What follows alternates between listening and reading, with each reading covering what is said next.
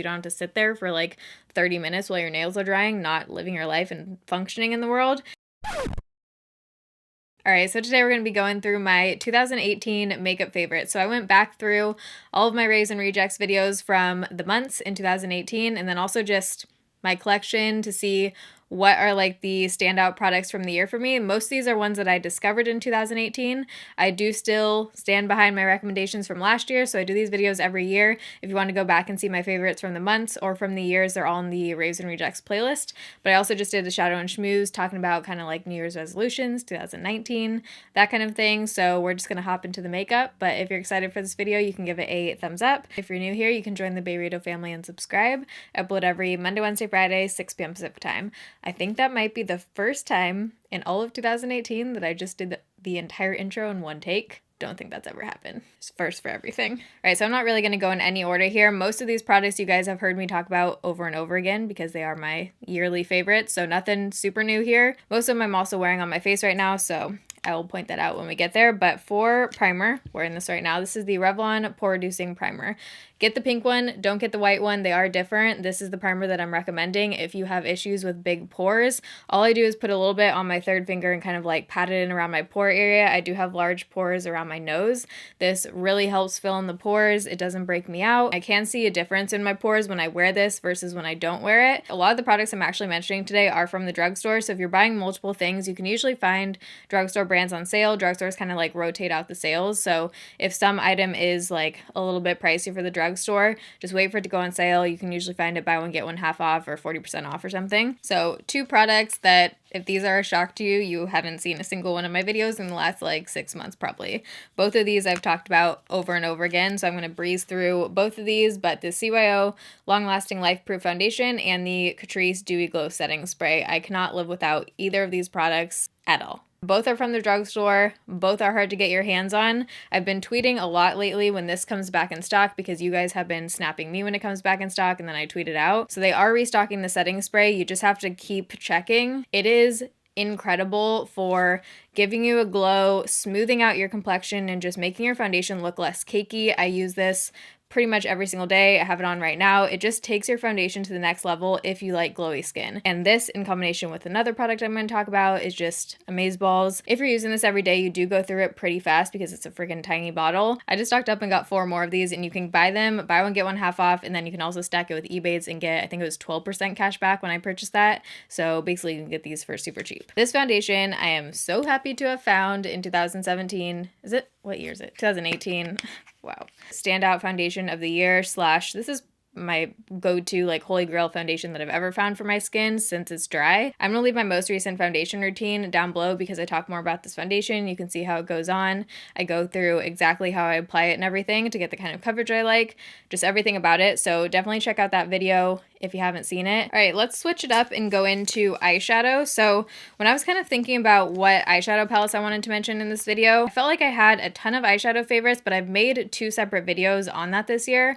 I did a best eyeshadow palette under $20 video, and then I also did a best new eyeshadow palette launches that I think was under $15. So both of those are super affordable. There are some awesome options in there. So I'll link both of those videos down below, but I just felt like it would be super repetitive if I just went through and mentioned those same ones again. So instead I just chose one, I guess like line of eyeshadow palettes that I just love and I find myself reaching for over and over again. It's the Huda Beauty mini eyeshadow palettes. Formula of these, the colors, everything is beautiful. I love how you can travel with these because they're super tiny. Right now I'm wearing this one right here. This one is called Topaz Obsessions. All of the shades in here are super pigmented. They blend out. The shimmers are beautiful, especially if you wet your brush and use Fix Plus with them and spray it on the lid. That's what I did today. I also have a little bit of the Urban Decay Midnight Cowgirl glitter over top right there, but these are all the other eyeshadows that I have on today. Whenever I don't know what eyeshadow palette to bring on a trip or to use, I reach for these. I did a couple different looks using the Ruby Obsessions palette. I did one like hot pink one and then one like a little bit more deep red, so both of those I'll link down below by the product link for this. Coral Obsessions is probably my most used for like every day because I'll just go in with this middle row right here. They're just fun. They're fun little palettes to have, and a good thing if you have like a Sephora gift card or something and you're wondering what to get. All right, next up is the lipstick formula that I'm wearing in shade right now. This is the one I'm wearing. It's Maybelline 115 Founder. This is the Super Stay Matte Ink line. These are incredible. Holy crap. If you don't want your liquid lipstick to come off your face, go with this formula. These will stay on. You need to use like an oil-based remover to get them off because they really are on there once you put them on. But I love how opaque these are. You don't get any kind of patchiness with the deeper shades. These two are my favorite colors. Did I say what this one is? 117 Groundbreaker is definitely my favorite. I wore this in my foundation collection video, so if you're wondering what red lipstick I was wearing in that video, it was this one. I love how opaque and moisturizing these go on. You do have to give them a few minutes to dry down, so I would say that's like the one downside, but once they dry down totally matte and they feel comfortable. They don't feel too drying. Once these dry down, these things do not budge. I'm gonna do like a little kiss test for you guys on my hand. I mean, like, it is on there. So if you need a kiss-proof, long-lasting lipstick, these are from the drugstore.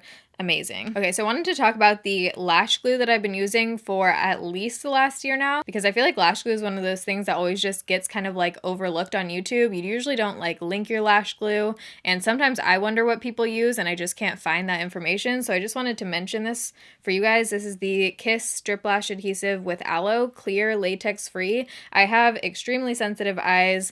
Lash glues, 9 out of 10 of them just burn the crap out of my eyes, and it's hard to find ones that are latex free and that don't irritate my eyes, but that also work and really keep your lashes on. I still can't wear my lashes all day. Like, I rarely wear lashes for an entire day because my eyes just get so red and irritated and like scratchy. I almost think it's more of just like having something on my eye and like feeling it than the lash glue. I mean, I think it's both, but like the combo of those two things. I feel like I've tried pretty much every other lash glue out there, and this one for my eyes, if you also have sensitive eyes, is the best I've found so far that does work and keep your lashes on. All right, let's move on to the most underrated nail polish top coat on planet Earth. This is the Sinful Colors Quick Dry Top Coat. So I mentioned this in a Raves and Rejects. I think it was like towards the beginning of the year. I still use this every time I paint my nails. I went through probably like a 5 or 6 month period this year where I didn't have any shellac on. I usually do shellac gel polish is what I have on right now, just because it doesn't get dinged as easy, and I feel like with filming and stuff, I want my nails to look good, so if I do shellac, it just keeps my nail polish on longer.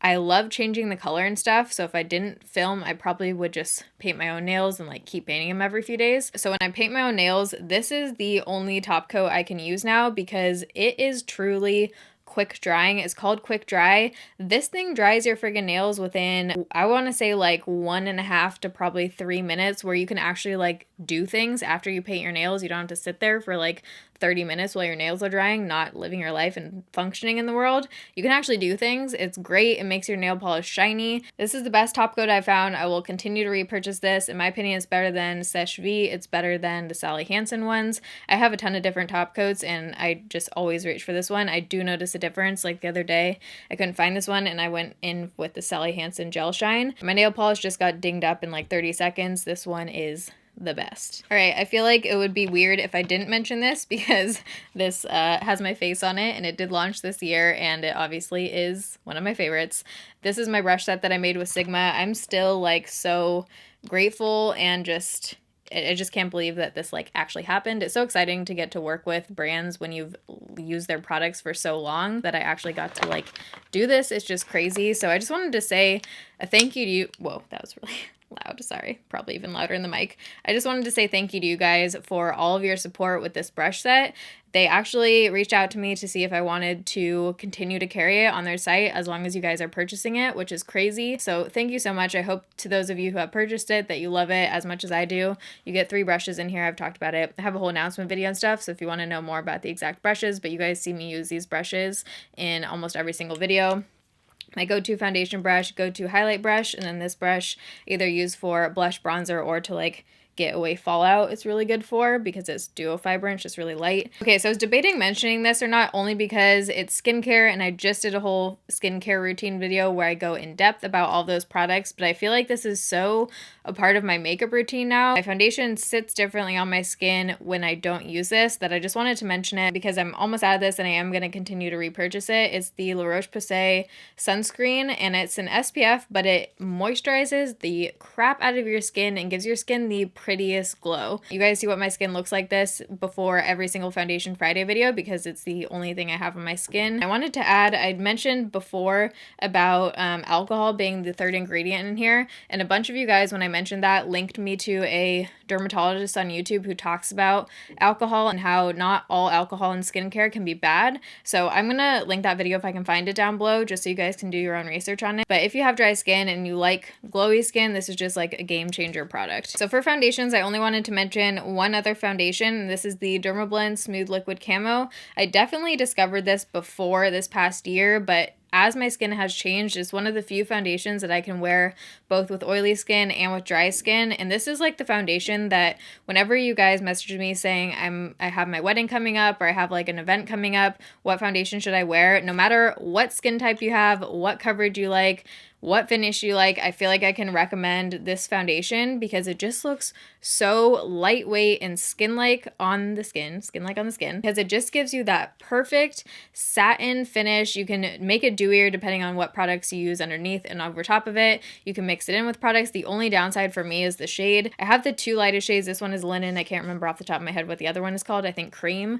Both of them are super yellow and too dark, so I do have to mix this foundation, which is the only downside for me, but this is like just one of those few foundations that I can recommend to almost any skin type. So if you are in the market for a new foundation and you like medium to full coverage, satin to dewy finish, again, depending on how you wear it, then check out this foundation. It's beautiful. Super long lasting too. If you have oily skin, it wears beautiful. All right, so this mascara is a more recent favorite in 2019. I mentioned it in my November Raisin Rejects video as a favorite, but I cannot live without this now. I've been layering this with my Too Faced Better Than Sex mascara. These two combined, if you like the super thick, voluminous lash kind of look, this isn't like a natural lash look. These are like when you really want your natural lashes to be thick and out there.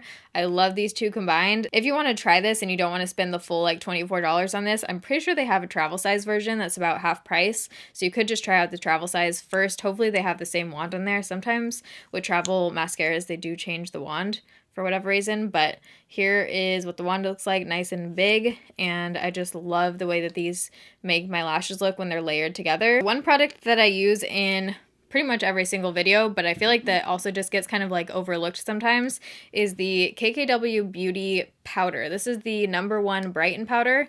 So for my under eyes, I've been using these two mixed. I've hit pan on this guy, the Physicians Formula Airbrush powder, also beautiful powder for under eyes, all over the face, wherever. It doesn't look powdery, it looks beautiful, has great coverage. But I love mixing these two together for my under eyes. But this powder, if you have been struggling to find a powder that's light enough for your skin tone that you can use underneath your eyes, this is very light. I can't wear this alone underneath my eyes or it looks like way too intense under there. It is a truly like light powder that has great coverage.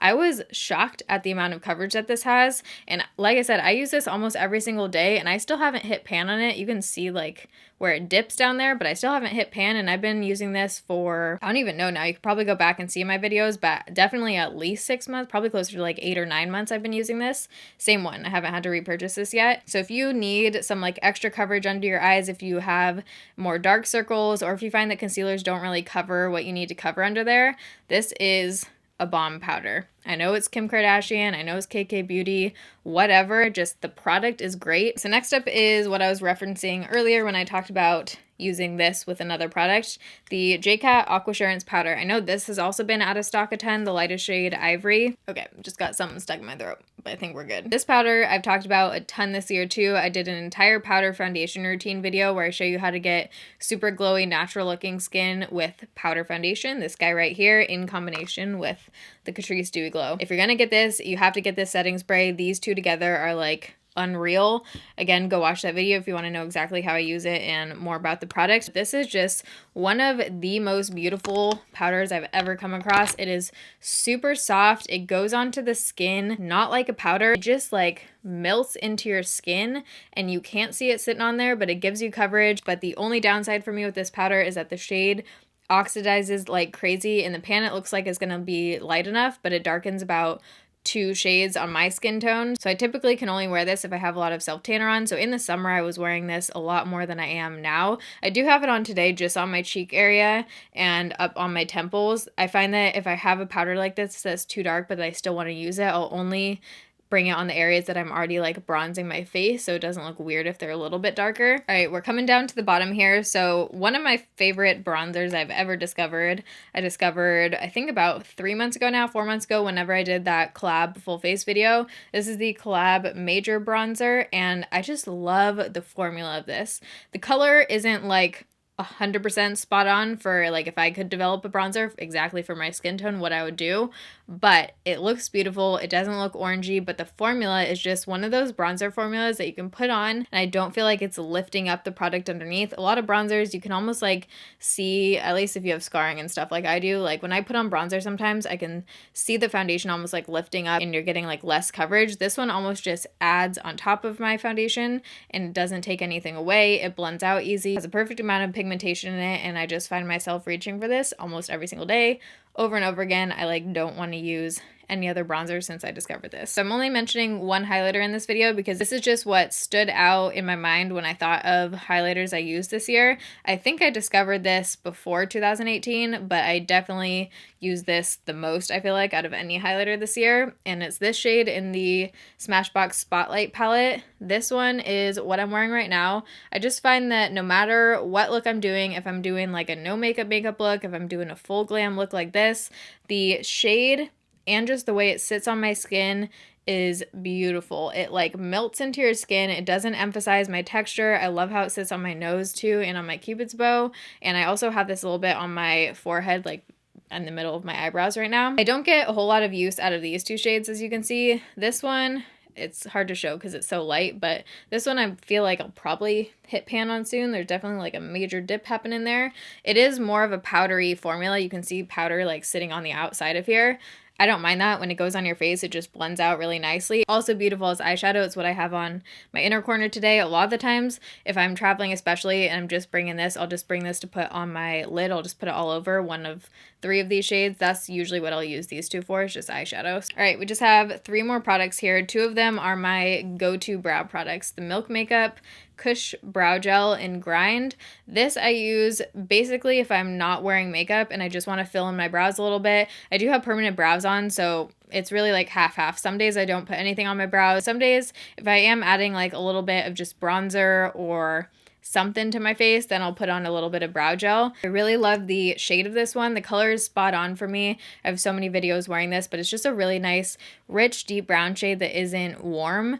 That's hard to find, browns that don't pull super warm in brow products. I think this is my 2nd or 3rd tube of this now, and I will continue to repurchase it. The only thing I don't like about this is that the applicator feels really cheap. It's like very plasticky and it is scratchy going on your brows, so that's a downside. If they just redid the packaging, then this would be like 10 out of 10 for me, but it doesn't feel crunchy. I can't like feel it on my brows, but it does dry down and it stays on really well. And the other brow product, which I discovered again a few months ago in the Joa makeup video I did, that I've been wearing pretty much every single day since then, I'm wearing it right now, is the Joa Brow Pencil in the shade Black Brown.